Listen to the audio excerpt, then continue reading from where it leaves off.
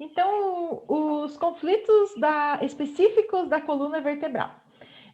Nessa parte da aula, eu quero complementar para vocês com riqueza de detalhes e de forma mais aprofundada os conflitos que envolvem a coluna vertebral.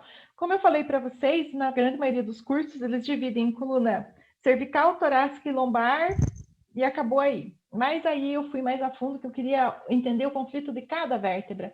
A gente que tem mais experiência clínica, né, como fisioterapeuta, ou um médico ortopedista, ou um massoterapeuta, quando ele vai trabalhar com a coluna, às vezes a pessoa tem um problema específico em determinada vértebra. E por que é naquela vértebra? O que acontece ali, por exemplo, com uma hérnia de disco entre L4 e L5? Por que eu tenho essa hérnia de disco justamente ali? Será que eu pego só o conflito de que meu mundo caiu? Ou eu posso também, de repente, aprofundar mais os meus conhecimentos e ir mais a fundo, como se fosse uma incisão cirúrgica nessa coluna vertebral, para que ela melhore através de uma ressignificação um pouco mais aprofundada.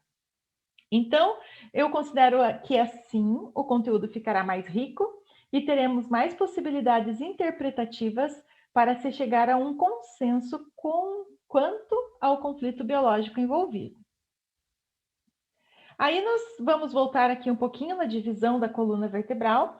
Nós temos a coluna cervical, que é na altura do pescoço, a coluna torácica. Na cervical nós temos 7 vértebras, a torácica temos 12, a lombar temos 5. Aí nós temos o sacro e o cóccix, que é chamada de coluna sacrococcígea. Aqui no sacro também tem 5 vértebras, só que elas estão fundidas. Elas não têm assim essa divisão como tem nas outras partes da coluna. E então ela tem ao todo 26 vértebras separadas por discos e o osso do sacro. Em seu interior nós vamos encontrar, né, dentro aqui da medula, da coluna, nós vamos encontrar a medula espinhal. E a coluna vai se dividir, como eu já falei, em cervical, torácica, lombar e sacrococcígea.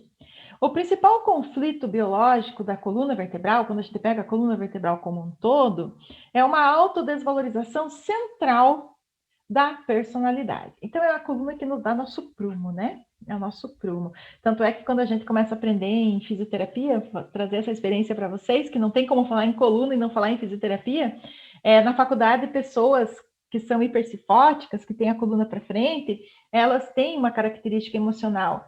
Pessoas que têm a coluna para trás já têm uma outra característica. Então, está diretamente relacionado à personalidade da coluna.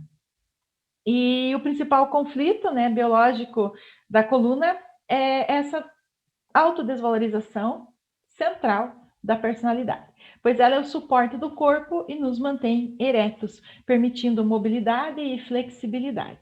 A coluna é nosso pilar central de suporte, nosso eixo central. Falando um pouquinho mais profundamente, como eu já disse, é uma autodesvalorização central da personalidade. Eu não posso ser quem eu sou, não me sinto capaz de ser quem eu sou. Esses conflitos estão diretamente relacionados à minha vida, ao que penso, ao que faço, como eu me relaciono com os outros, como eu me comunico com os outros. Tudo isso vai dizer quem eu sou. A coluna vertebral representa a minha estrutura e os fundamentos da minha vida cotidiana. Como eu levo a minha vida.